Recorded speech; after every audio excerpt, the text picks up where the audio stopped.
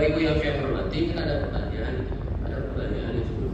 Ngapain sih kita pemilu kemarin? Ngapain sih capek-capek kita ke Februari ke 27 November kita coblosan, khusus apa ya? Kalau dilihat secara undang-undang, maka Bapak Ibu kan Undang-Undang 45 dan Undang-Undang 7 2017 tentang kepemiluan, maka pelaksanaan pemilu 14 Februari dan 27 November adalah pelaksanakan kedaulatan rakyat atau hak politik gitu kan, yang dilaksanakan menurut Undang-Undang Dasar. Ya. Sebagaimana kita tahu, founding fathers kita, negara bapak bangsa kita memilih jalan demokrasi sebagai satu-satunya jalan konstitusional untuk memilih pemimpin eksekutif maupun legislatif. Gitu. Ada dua lembaga yang dipilih, yaitu pemilih eksekutif dan legislatif. Pemilih eksekutif yaitu anggota kepala daerah, sedangkan legislatif anggota DPR dan RI, provinsi dan DPRD. Nah, jika kita merujuk ada lembaga eksekutif, legislatif. Bagaimana dengan yudikatif? Ada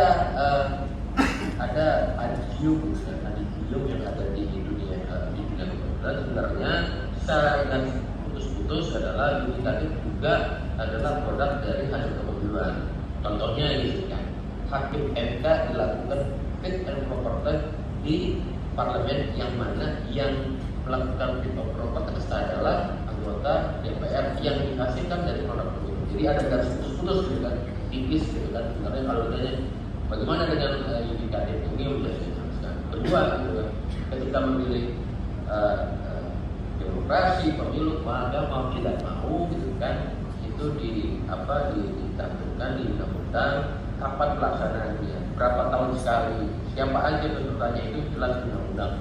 Nah, yang membedakan teman-teman adalah Undang-Undang Dasar 45 yang di 4 kali amandemen menyatakan bahwa pemilu 5 tahun sekali.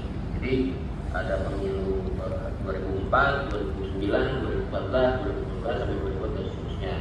Beda dengan undang-undang sebelumnya yang frasanya, yang kata kalimatnya bukan pelaksanaan 5 tahun, tetapi masa jabatan yang 5 tahun sekali. Itu yang membedakan antara frasa jabatan dan pelaksanaan pemilu. Nah, seperti yang saya sampaikan di awal, Bapak Ibu yang saya hormati, pemilu adalah satu-satunya jalan ketika Bapak Ibu suka atau tidak suka dengan seorang pemimpin.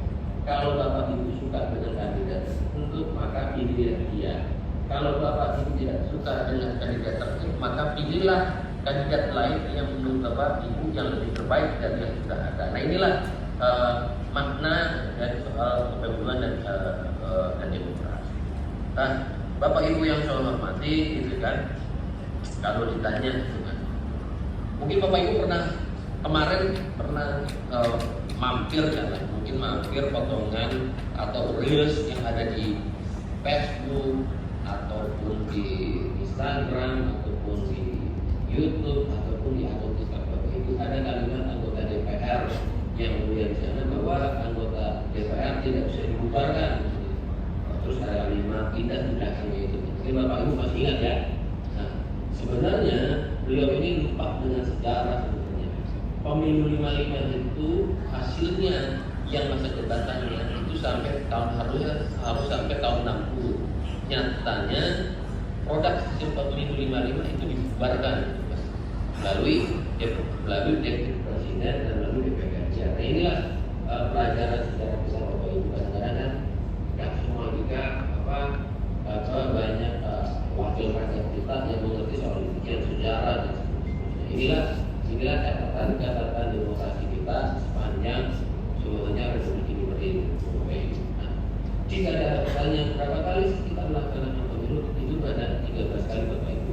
1 di pemilu 55 yang masa jabatan tidak selesai, dan harusnya ada pemilu di 60, 65, 70 gitu kan. Karena di 3 tahun ini ada semacam chaos politik, sehingga tidak dilaksanakan pemilu. Nah, barulah pada masa Orde Baru dan pemilu 1971 hingga 1997. Seperti yang saya sampaikan di awal, Bapak Ibu yang saya muliakan, pemilu dilaksanakan 5 tahun sekali gitu kan. Nah, di periode tahun 91 sampai 77 baru pertama kali periode yang rentang waktunya itu 6 tahun, tidak 5 tahun. Namun penjelasannya pada saat itu gitu kan, pemerintah yang berkuasa itu sedang melakukan banyak hal gitu kan. Misalnya mengurusi partai politik yang awalnya multi partai menjadi 3 partai, yaitu P3, PDI dan Golkar. Nah, situasi inilah yang membuat pemilu itu baru dilaksanakan setelah 71 di 77. Nah, setelah masa reformasi pemilu itu mungkin skala bergulir selama 10 tahun.